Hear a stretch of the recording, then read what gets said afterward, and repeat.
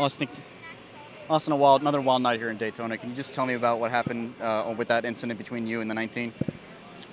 Well, I've only watched one replay of it just a second ago on Twitter, and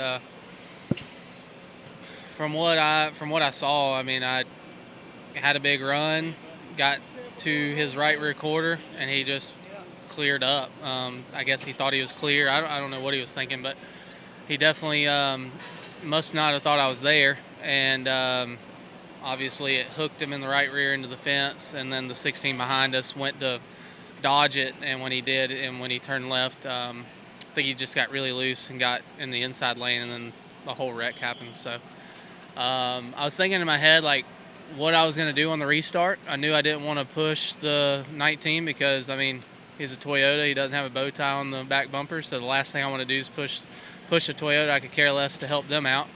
And I was going through different scenarios. I thought, doing what I did, catching them off guard there, or maybe waiting until turn one. Even thought about maybe waiting down the backstretch, but the problem is when you get down the backstretch, this inside lane starts side drafting really hard. So it made it hard for me to make a big move, maybe until coming to the white for the most part. So I had a lot of things in my head. Initially, I was gonna just get into turn one and try to have a big run on him and get to his right rear, or maybe split middle. I knew I had some Chevy help out back, so I thought that they would go with me. But when I saw that on the restart, I hit him and kind of got him out a little bit on the restart zone. When I was running him back down right before I started pushing his back bumper, I pulled to the right, and right when I pulled to the right, I had a big run. I knew I was there, and he just cleared up. So, but that's super speedway racing for you. Hate it that we destroyed a really fast race car. Our Realtree Bennett Chevrolet was super fast all day, and I was really hoping our teammate Sheldon would win there. I was getting a play-by-play on the last lap from my spotter on what was happening, and man, I was really hoping he was going to win. I wanted to celebrate with him. Well, you didn't get the win, but you were both still obviously the dominant cars of the night, and now you've re-signed to come back for this team for next year. What does that mean? I mean, how proud are you to be a part of a team like this that's just so good at super speedway races? Yeah, I mean, we just keep building. We just keep getting better, and we're not only great at super speedway racing, we're getting better at every other style of racing. We won at Las Vegas, and it wasn't a fluke or anything. We ran second all day, top three all day. Had a better long run car there at the end. Pocono, a strategy call, kind of worked in our favor there, and we just got the job done on the restart and had to get elbows up there and got the deal done. But our program's just been really strong. We've had a lot of strong finishes. Was running second at Watkins Glen before getting taken out there. So, I mean, our road course program's getting really well. So I'm really excited for what's to come going into the playoffs this year. And, what the years ahead look like. I'm having a lot of fun racing for this 21 team. Thank you for your time, Austin. Trevor, can you take us through that incident with 21 there? Yeah. Austin Hill is one of the most aggressive and one of the, most successful plate racers. So he's not the guy you want to see in your mirror when you line up too wide. And I knew if he had the opportunity, he was going to shake us out. There's no way he's going to push me for a lap and wait till the end. He's aggressive. He wants to be the leader. So when he made that move, he was pushing me on my bumper.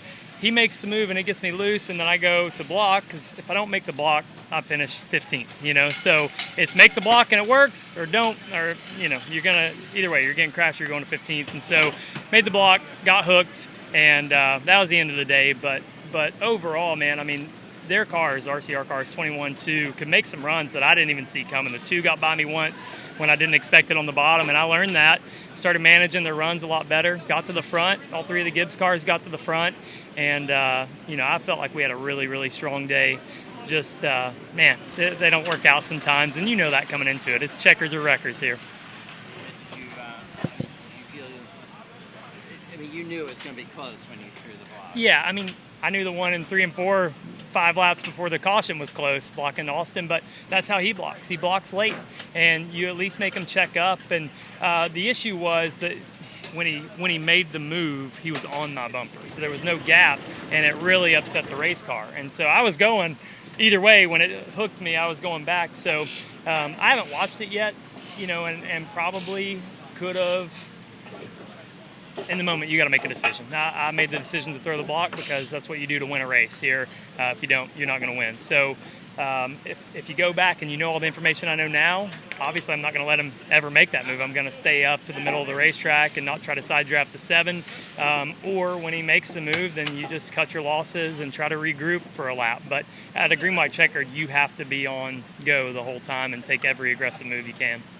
Do you feel like you're auditioning for the number 19 for next year? Man. It comes down to funding, so every one of these deals, look at Ryan Truex, he won Dover. So I know all of us are auditioning all the time. I love driving race cars. I feel like when I'm in a race car, I'm in my sweet spot. I enjoy the TV side. If there's a way to do both, race full-time Xfinity, do some Fox stuff as well, then that's my dream deal. That's what I want to do. So when I come, I'm coming knowing I want to prove that I should be here, and I feel like we do that every time we come, but it's just going to have to line up with a sponsor.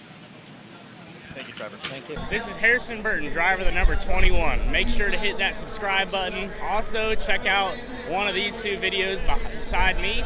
Visit frontstretch.com for more racing content.